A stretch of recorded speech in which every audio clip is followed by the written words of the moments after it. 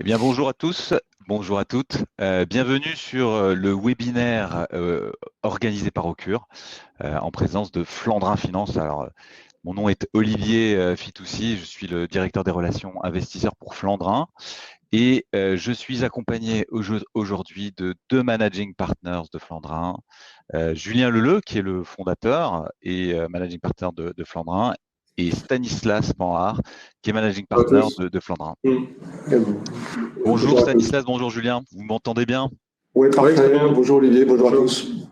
Parfait. Écoutez, on a beaucoup de participants aujourd'hui, tant mieux. Merci beaucoup à toutes et à tous de votre participation, de votre temps pour ce webinaire.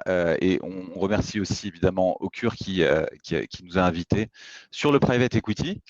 On a nommé ce webinaire Private Equity, les clés pour bâtir une exposition adaptée aux différents profils de risque.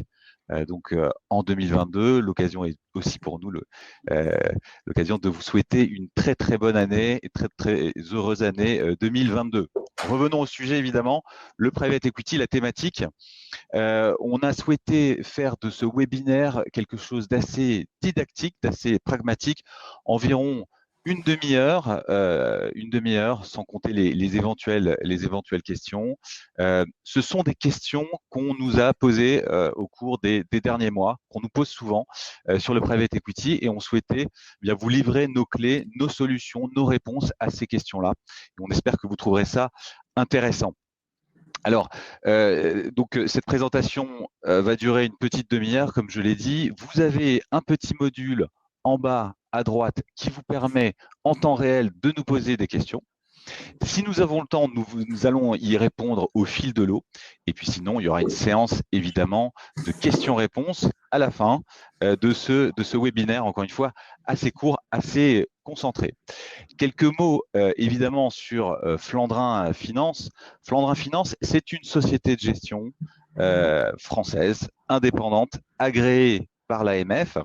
Nous gérons environ 300 millions d'euros. Et chose importante, les clients de Flandrin sont à 60% des anciens entrepreneurs qui étaient sous LBO, des anciens partenaires de fonds de LBO et ou des personnes ou des anciens salariés du monde de la finance. Donc une clientèle très sachante, très technique, très exigeante aussi. Et les 40% restants, ce sont des single family office ou des multifamily office ou des gérants de fortune ou gérants privés. Donc une clientèle, encore une fois, très exigeante qui souhaite tout simplement les meilleurs deals du private equity au meilleur prix. Et c'est effectivement la genèse de Flandrin. Que fait Flandrin? Flandrin est donc une société de private equity, société de gestion de private equity, qui fait des fonds de LBO en co-investissement, c'est-à-dire que nous investissons aux côtés de fonds lead qui montent ces fameux LBO sur des entreprises qui sont majoritairement en Europe et un peu aux États-Unis. Donc, ce qu'on fait, encore une fois, c'est qu'on co-investit en compagnie de fonds lead qui sont très, très connus, très experts. Et une deuxième activité de Flandrin, c'est qu'on propose éventuellement des fonds de niche, des fonds thématiques qui correspondent là aussi à un besoin de nos clients, besoin donc d'exigence de rentabilité, de rendement, on va l'évoquer, mais aussi de préservation du capital. Alors, quelques mots sur l'équipe, évidemment, qui constitue Flandrin Finance. Et pour cela, je vais laisser la parole à Stanislas et à Julien pour que vous puissiez vous présenter un tout petit peu. Oui, merci Olivier. Présentation rapide de notre côté. Moi, je travaille depuis 15 ans dans le private equity. Je travaillais pendant la première partie de ma carrière dans un fonds de LBO qui faisait des deals en mid-cap dans toute l'Europe. Et la deuxième partie de ma carrière, pour le compte de clients privés, j'ai investi dans beaucoup des segments du private equity. J'ai investi dans le buy-out, dans la dette, dans l'immobilier, dans le secondaire. En small, en mid et en large cap, en Europe, aux États-Unis et aussi dans les marchés émergents. Voilà. Stanislas Parr, bonjour à tous. Moi, j'ai une expérience similaire. J'ai également 15 ans d'expérience en private equity avec des expériences diverses, en majoritaire chez Wendel notamment, en minoritaire chez BPI France et sur différents segments, sur le segment mid-cap, large-cap. Voilà. Voilà, et donc notre métier, c'est de travailler avec nos clients, de comprendre leurs besoins et d'investir à leur côté dans des produits qui sont adaptés à leur profil de risque, d'où le titre du webinaire. Et donc, ce qu'on va essayer de faire aujourd'hui, c'est de vous faire un petit panorama des questions qu'on a habituellement et de notre opinion sur ces questions. Alors, la première question, Julien et Stanislas, c'est la valorisation. On nous pose souvent la question, est-ce qu'une bulle s'est formée sur la classe d'actifs du private equity? On connaît l'environnement, tout le monde le connaît, un environnement de taux bas, un environnement où les liquidités sont très présentes. Julien, qu'en penses-tu? Alors, c'est un sujet très vaste, donc je vais aller directement à l'essentiel et aux conclusions. Le mécanisme a l'air simple, hein. Beaucoup de liquidités, rendement attractif en private equity, donc énormément d'argent dans les fonds, coût de la dette assez faible qui permet de faire des LBO qui deviennent très rentables.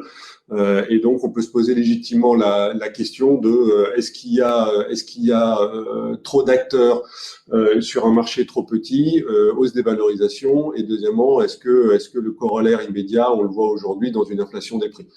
Alors, nos réponses à ces mécanismes et à ces points-là, elles sont diverses, hein. Il y a des points qui sont durables dans ces mécanismes, il y a des points qui sont plus complexes qu'il y paraît, et puis il y a des zones de risque. Les points qui sont durables, premièrement, c'est que le private equity s'est fait une place dans les portefeuilles des asset managers aujourd'hui.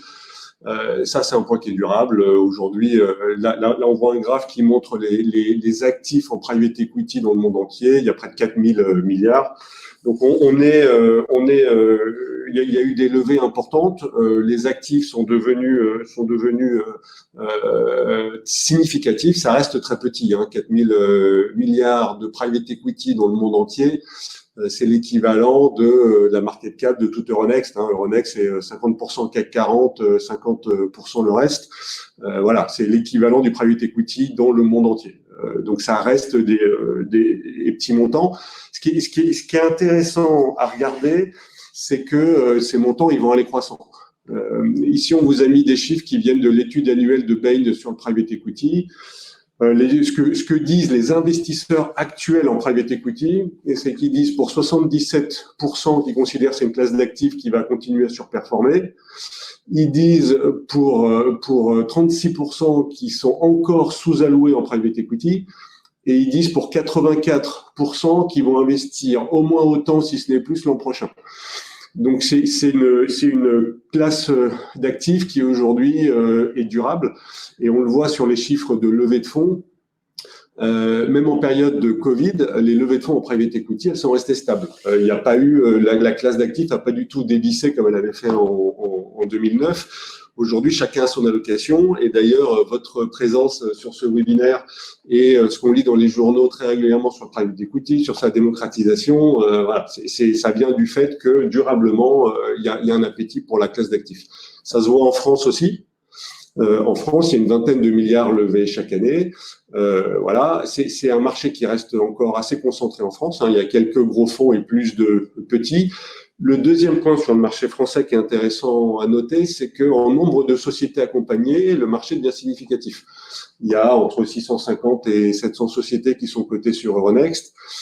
Le capital transmission en France, hein, donc pas le VC, pas le gros, c'est près de 1500 sociétés.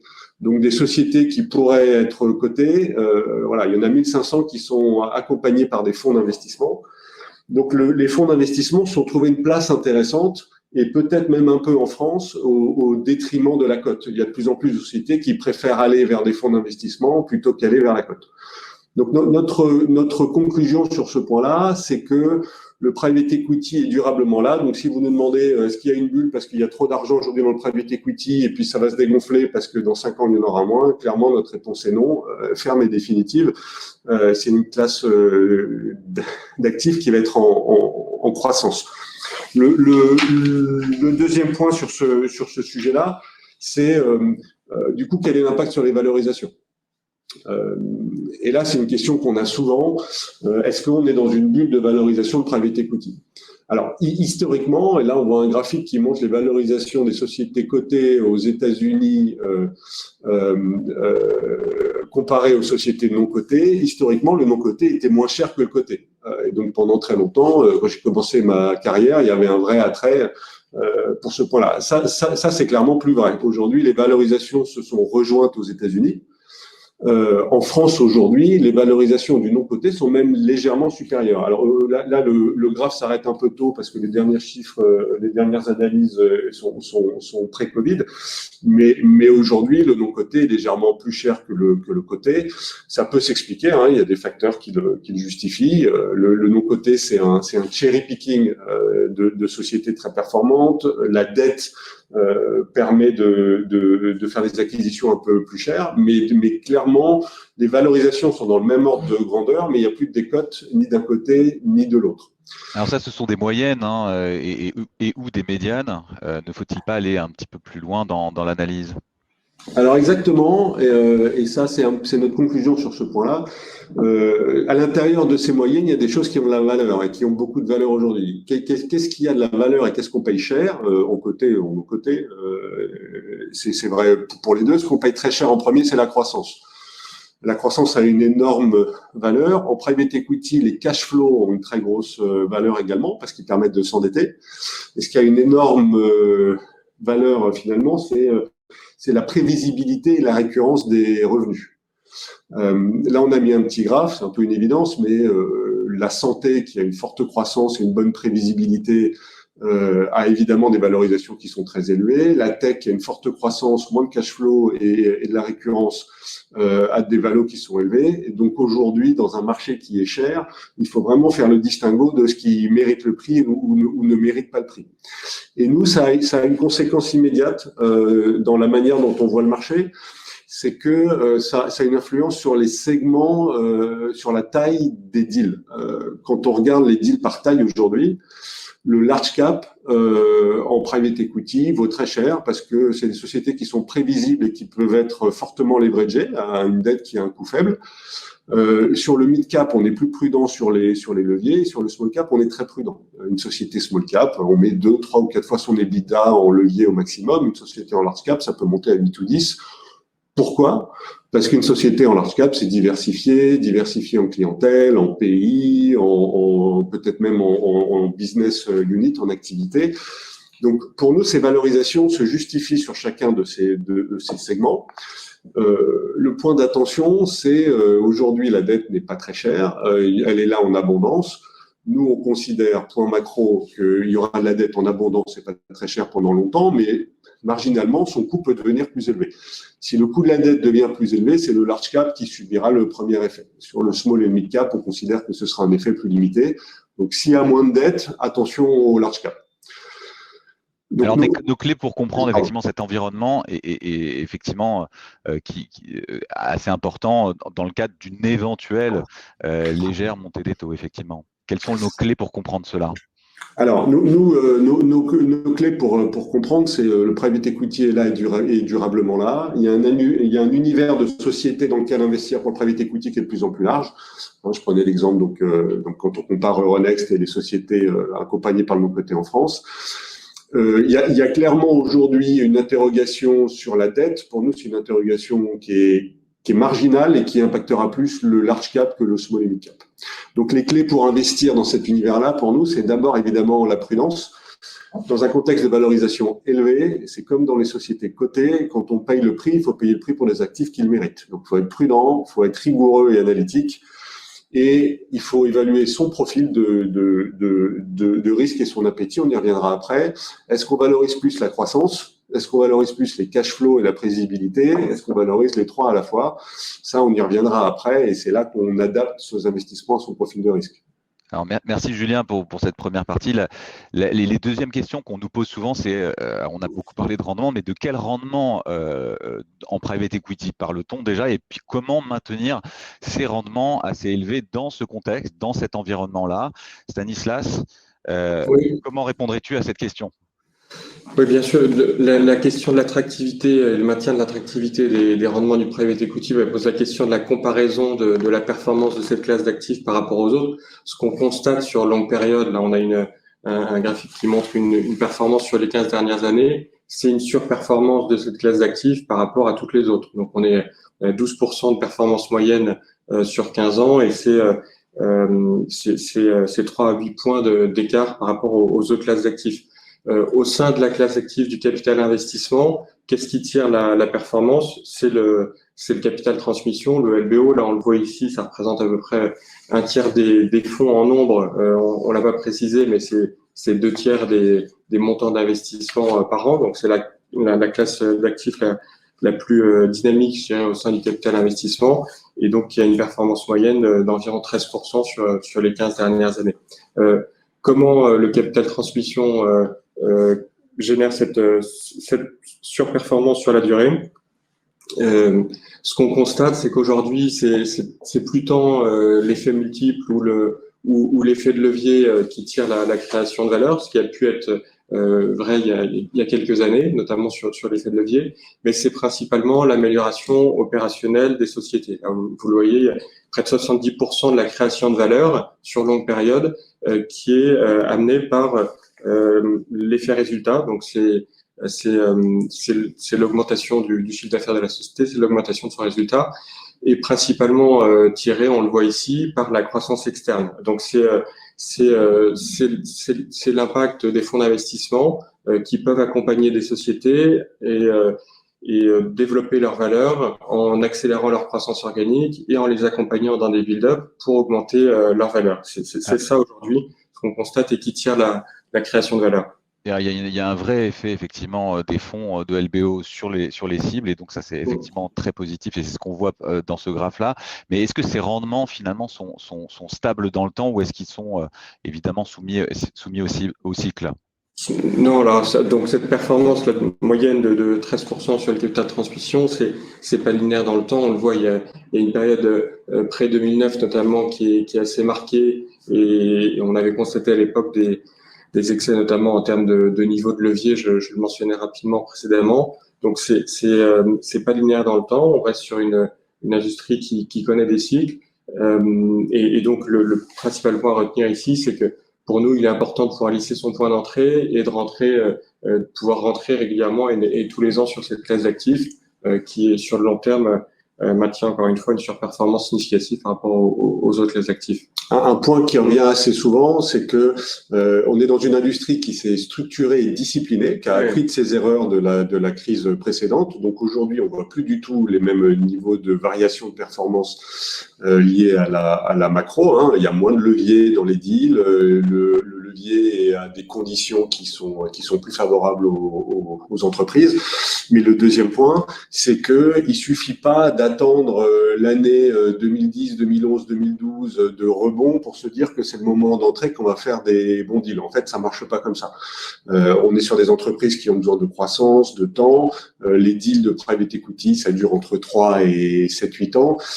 Et donc, il suffit pas de se dire c'est l'année du rebond et je rentre pour faire une bonne performance parce qu'il n'y a pas de correction technique dans nos métiers. Il n'y a pas une baisse de valo qui sera rattrapée l'année suivante. On n'est pas sur des sociétés qui sont cotées.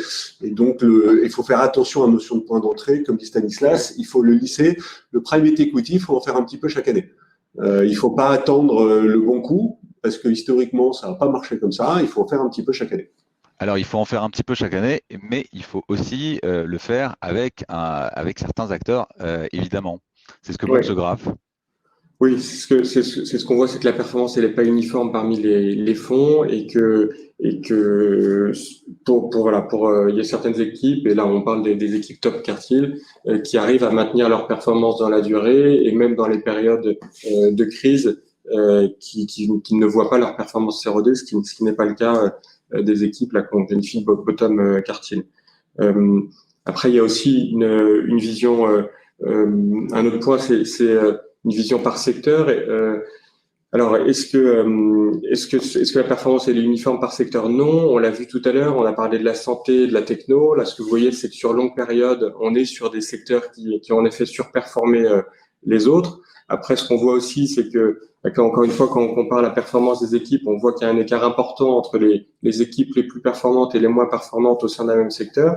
Et puis, quand on compare, par exemple, la performance d'un secteur comme l'énergie, qui, sur longue période, est moins attractif que celle de la santé, par exemple, ben on voit que malgré tout, que les meilleures équipes qui investissent dans ce secteur génèrent une performance supérieure aux meilleures équipes du secteur de la santé. Donc, le point ici, c'est que c'est pas tant le secteur qui importe, mais c'est le choix de la bonne société et donc et également de la bonne équipe qui aura la bonne expertise pour identifier au sein d'un secteur les sociétés avec le plus grand potentiel. Très bien, Stan. Alors, si on résume cette partie-là, effectivement, quelles sont les clés de Flandrin Finance pour maintenir ces rendements élevés? Oui, on a essayé de résumer ça sur une slide. Le premier point, c'était mon dernier point, c'est vraiment la sélectivité dans le marché actuel. Donc, investir aux côtés des fonds de premier plan qui sauront identifier les bonnes cibles au potentiel de croissance le plus important. Évidemment, la performance, on l'a mentionné aussi, elle est tirée par la création de valeur opérationnelle. Donc, ça tient aux valeurs intrinsèques de la société, au fait que les sociétés dans lesquelles on investit doivent présenter des barrières à l'entrée importantes, un profil de croissance dynamique, une génération de cash flow avec une visibilité dans la durée, puis aussi la capacité de l'investisseur à accompagner ces sociétés pour accroître la création de valeur opérationnelle, notamment via des build-up, on l'a mentionné, notamment via les améliorations opérationnelles. Ce qu'on pense aussi, c'est qu'il faut évidemment conserver une approche prudente, donc identifier et limiter les risques. On est très prudent sur les sujets de levier. Nous, au sein de l'équipe, on souhaite pas prendre des risques binaires avec des risques trop importants. Donc là, ça revient encore à un profil de croissance et une visibilité sur les cash flows qui pour nous est important et qui justifie la valeur. Et puis enfin, il y a la question de l'alignement d'intérêts hein, qui est clé au sein de la classe d'actifs du private equity entre les équipes de management, les équipes de gestion au sein des fonds et puis les investisseurs dans ces mêmes fonds pour un alignement sur la création de valeur globale. Voilà. Merci Stanislas. Alors, dernière partie, effectivement, comment donc accéder finalement aux meilleures opportunités qu'offre le private equity? Alors pour cela, Flandrin, et c'est pas quelque chose d'extraordinaire, mais a évidemment bâti pour vous ce graphe de couple rendement-risque. Il se lit de manière assez classique, plus vous allez vers la droite et plus le risque est élevé, plus vous montez et plus le rendement est élevé. Et vous voyez effectivement des stratégies de private equity en démarrant par les fonds de fonds, les infrastructures et les secondaires qui sont dans la zone des stratégies les plus défensives et donc qui vous permettent de préserver au mieux le capital. Et puis à l'extrême, évidemment, en haut et à droite, vous avez effectivement le capital risque, en anglais venture, le capital développement, en anglais growth, qui sont les plus risqués. Flandrin Finance est positionné autour des fonds de LBO, des fonds de co-invest ou des co-invest en direct. Pourquoi? Parce que notre clientèle, qui est une clientèle, encore une fois, de clients privés, techniques, souhaitait avoir cette notion de préservation de capital tout en conservant néanmoins des rendements assez élevés de l'ordre de 14 à 15%. C'est donc le sweet spot, comme on appelle en anglais, entre cet équilibre entre la volonté de préservation du capital et de très bons deals de qualité institutionnelle, encore une fois. Alors, si tu me permets un petit commentaire sur cette slide, Olivier, sur la slide précédente, deux petits commentaires. Le premier commentaire, c'est que sur la gauche, préservation du capital et le risque plus faible, c'est plutôt des stratégies du temps long. Donc, les fonds de fonds, par exemple, ce sont des fonds qui durent 13 ans. Donc, quand vous investissez dans un fonds de fonds, c'est très long. L'infrastructure, c'est long aussi. Donc, voilà. Sur la gauche, vous avez le temps long. Sur la droite, vous avez plutôt un temps court. Donc, ce qu'on aime bien aussi dans le milieu du graphe, c'est qu'on peut être en co-investissement sur des durées de 5 ans, sur des fonds de LBO sur des durées de 8-9 ans. Il faut aussi équilibrer le temps. Le deuxième point sur ce graphique est très important, et on en redira un petit mot après, c'est que le marché du private equity s'est beaucoup développé dans l'infrastructure, les secondaires, le gros c'est le venture, donc ce qui est à droite et à gauche du point central, parce que à gauche, les rendements faibles des autres classes d'actifs ont rendu plus viable l'infrastructure et les secondaires, et gros c'est venture, on est dans un cycle là qui est très porteur. Sur le point du milieu, l'industrie ces dernières années du LBO et du co-investissement s'est développée, mais elle s'est développée de façon assez polarisée, c'est-à-dire les meilleurs acteurs, comme le disait Stanislas, ont eu des meilleures performances et ont concentré les levées de fonds. Et donc le point central ici, qui est le plus attractif, et on n'est pas les seuls à tirer cette conclusion, a attiré beaucoup d'argent. Et aujourd'hui, le point d'entrée dans ce point central, donc si vous voulez entrer dans un fonds de LBO ou en co-investissement, les tickets sont devenus très significatifs parce que c'est la zone qui attire, c'est une zone qui attire aujourd'hui beaucoup d'argent, et on va expliquer un peu pourquoi après.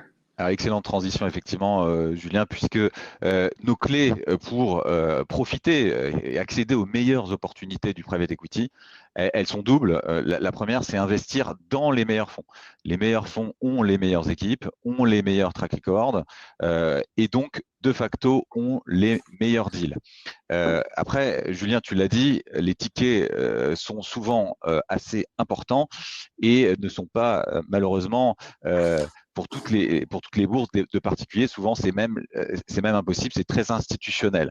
Donc il faut avoir un accès privilégié, et ça tombe bien, c'est ce que Flandrin Finance propose pour certains fonds effectivement de qualité institutionnelle. La deuxième chose, pour pouvoir accéder aux meilleures opportunités du private equity, c'est donc investir aux côtés des meilleurs fonds. Ça s'appelle le co-investissement.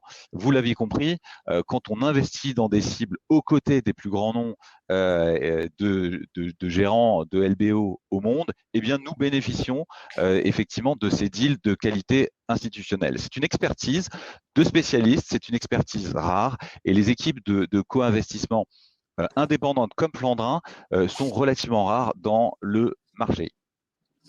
Alors justement, si on reprend un petit peu cette étude Bain très récente sur eh bien tout simplement les encours levés, les montants levés pour les LBO, on constate que ces fonds spécialisés, que ce soit des fonds de co-investissement, des fonds thématiques ou sectoriels ou des fonds à impact ESG, eh bien prennent de plus en plus de parts de marché aux fonds un peu plus classiques. Alors, ça nous permet de faire une légère parenthèse sur l'ESG. Vous le savez, l'ESG a été donné par une impulsion forte par les institutionnels historiquement depuis une vingtaine d'années. Ça ne se dément pas. Du côté des particuliers, c'est un petit peu plus progressif. Et on peut comprendre effectivement que le bilan, en fait, pour ces fonds à impact ou ces fonds ESG dans le domaine du private equity est relativement équilibré. Alors certes, on a pas mal de contraintes que sont les exclusions, les PRI et les conventions diverses et variées.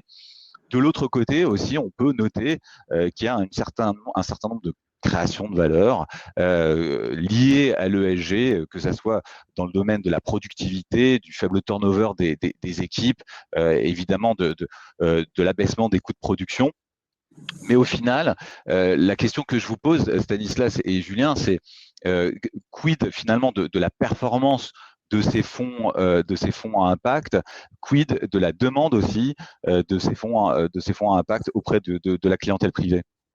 Alors notre vision sur le sujet, c'est que historiquement les fonds à impact sont pas des fonds qui ont une bonne performance et très bonne presse d'un point de vue financier, parce que c'est des fonds qui avaient du mal à réconcilier deux points fondamentaux qui sont l'impact, et deux, une société, ça nécessite d'être bien géré, une entreprise. Et donc historiquement, quand on faisait de l'impact et qu'une société avait 3 usines et devait en avoir que 2, on voulait pas réduire. Donc historiquement, les performances étaient pas bonnes. Mais ça, c'est une page qui est tournée. Aujourd'hui, l'impact, c'est plus l'apanage de fonds spécialisés. Aujourd'hui, l'impact, tous les fonds sont obligés de le prendre en compte. Et donc, pour nous, on considère pas qu'il y a des fonds spécialisés impact dans notre univers. On considère que tout le monde doit avoir un impact social, impact environnemental et autres. Et donc, c'est une norme, c'est une nécessité absolue. On ne revendra pas des sociétés dans 5 ans à leur juste valorisation si elles n'ont pas un impact qui est positif. Et si elles ont un impact qui est négatif, on aura une grosse décote. Donc, c'est une absolue nécessité. Donc, pour nous, l'impact n'est pas un sous-segment spécialisé de l'investissement. C'est une absolue nécessité. Ce qui n'enlève pas que certains fonds impact sont sur des segments très précis et n'ont pas pour objectif la performance. Et voilà, on est ravi qu'à titre personnel, on est ravi d'investir à titre personnel ou que certains de nos clients investissent à titre personnel dans ces fonds-là, mais l'objectif premier n'est pas la rentabilité. Alors, pour nous, l'impact aujourd'hui, c'est clairement, c'est une nécessité, tout le monde doit le faire, tout le monde doit l'avoir, c'est une norme, c'est pas un sous-segment de l'investissement. c'est très clair. Merci beaucoup, Julien. Alors, ce qu'on propose en 2022, pour être tout à fait concret, et ce que Flandrin propose en 2022, c'est deux solutions expertes, deux fonds. Un fonds de co-investissement vintage 2022, et puis un fonds un peu particulier qu'on n'a pas nommé ici, et qui est un fonds de secondaire. Est-ce que, Julien, tu peux nous en dire quelques mots? Alors évidemment, donc là, c'est nos deux investissements en cours en ce moment. Le premier investissement, c'est du co-invest que tu as décrit à l'instant. Et donc, sur 2022, on va investir dans 5 deals aux côtés de 5 fonds, dans 5 industries différentes, 5 pays différents. Donc, on construit un mini portefeuille diversifié sur un an. Nous, on investit une vingtaine de millions dans chacun de ces deals, donc ça va faire une centaine de millions d'euros investis en tout, ce qui est notre rythme d'investissement historique. L'an dernier, on a investi plutôt 120 millions d'euros.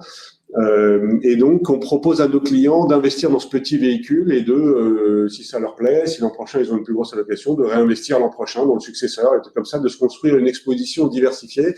Je prends un exemple, on a fait un deal avec Euraseo. Dans le portefeuille de l'an dernier, les clients sont exposés à un deal Euraseo. Si vous voulez mettre un ticket dans Euraseo en tant que privé, je pense que ça commence à 5 ou 7 millions, ou voire 10. Donc, ça permet de se construire rapidement une exposition diversifiée. Nous, c'est vraiment notre produit phare, c'est notre métier historique. On aime beaucoup le co-invest. La deuxième chose, c'est on sélectionne des fonds niches sur des stratégies qui nous semblent intéressantes dans le marché actuel. Aujourd'hui, on trouve que dans le secondaire, il y a un beau couple risque et rendement. Le secondaire, ça permet d'investir dans des portefeuilles diversifiés tout en ayant un rendement fort. Et on a une équipe qu'on aime beaucoup. On en est à leur 3e fonds. On investit avec eux. Donc, on a des clients qui investissent dans leur fonds 2, leur fonds 3, et là, on est dans le fonds 4. C'est une équipe qui a des rendements très élevés. Qui fait plus de 2 fois et demi la mise pour nos clients sur du secondaire, avec des sous-jacents très diversifiés, plus de 10 000 sociétés dans leur portefeuille en tout. On aime beaucoup cette stratégie. Le fonds a beaucoup de succès. Du coup, leur fonds 4 est déjà quasiment souscrit. Et nous, comme on était un investisseur historique, on a réussi à négocier de la place pour nos clients. Donc aujourd'hui, ce qu'on propose, c'est soit de venir en co-investissement, soit de prendre une position dans ce fonds de secondaire. Et puis, dans le courant de l'année, peut-être qu'on proposera d'autres investissements, mais c'est les deux produits actuels. C'est une centaine de millions d'euros sur le co-investissement et probablement une trentaine de millions d'euros sur le fonds de secondaire. Merci. Merci Julien. Alors on va passer effectivement aux questions, et on sera ravis évidemment de répondre à toutes vos questions sur soit le fonds de co-invest, soit le fonds de secondaire. Ce sont deux fonds qui sont en cours de levée, encore une fois, et on pense que ce sont des solutions idoines pour 2022. Alors, il y a une question qu'on vient de me poser sur des exemples que vous pouvez citer des exemples précis et concrets, publics, sur des deals effectués en 2021. Est-ce que vous en avez ? Oui, évidemment. Je vais prendre 2 ou 3 exemples qui volontairement illustrent la taille du paysage de nos investissements. 2021, on a investi dans un des plus gros LBO en France, qui est une opération à 4,3 milliards d'euros, sur DomusVi, le numéro 3 européen des EHPAD, donc établissement hospitalier pour les personnes âgées dépendantes que vous connaissez. Est-ce que les 2 leaders du secteur sont cotés? Bon, là, il s'agit d'un très gros LBO. Je reviens à ce qu'on disait sur les valorisations. Société en forte croissance, parce qu'elle fait des acquisitions de plus petites sociétés, société qui a une très belle visibilité parce que la dépendance est un thème fort avec les générations du baby boom qui vont arriver aux âges moyens d'entrée dans des EHPAD et aux âges moyens de dépendance. Un deal avec un fort levier parce que forte visibilité. Voilà, nous c'est un deal qui nous a plu parce que c'est très visible, c'est très rassurant comme secteur. Et donc, on a beaucoup aimé ça. C'est des deals qui ont des valorisations qui sont élevées, mais qui, pour nous, sont complètement justifiées. À l'opposé du spectre de cette année, on en a beaucoup investi dans la santé. Je donne un deuxième exemple. On a investi dans un petit fournisseur de principes actifs pour les labos pharmaceutiques. Là, c'est une société qui a un savoir-faire sur des principes actifs qui sont utilisés, entre autres, dans les antibiotiques. La société a une croissance très forte, elle avait besoin d'argent pour continuer à se développer. Donc voilà un deuxième exemple. Troisième exemple, on a investi dans des sociétés qui surfent sur des trends de digitalisation, de distribution en ligne. On a investi dans une société qui vend des cosmétiques en ligne. Voilà. Trois exemples très divers, hein, des cosmétiques en ligne aux EHPAD, c'est très différent, mais pour nous, voilà, on est opportuniste et on regarde chacun de ces deals de façon séparée et isolée. Alors merci Stan, j'ai une autre, merci Julien, pardon, j'ai une autre question qui vient de m'être posée. Quels sont les tickets minimums pour investir dans le fonds de Co-Invest et ou dans le feeder? Alors, le minimum d'investissement pour le fonds de Co-Invest Vintage de 2022, c'est 250 000 euros. Pourquoi cette somme-là? Parce que on souhaite, alors d'abord c'est parce que c'est un FPCI, un fonds professionnel de capital investissement, donc il faut absolument que ces clients-là aient un minimum effectivement d'encours pour pouvoir investir avec nous.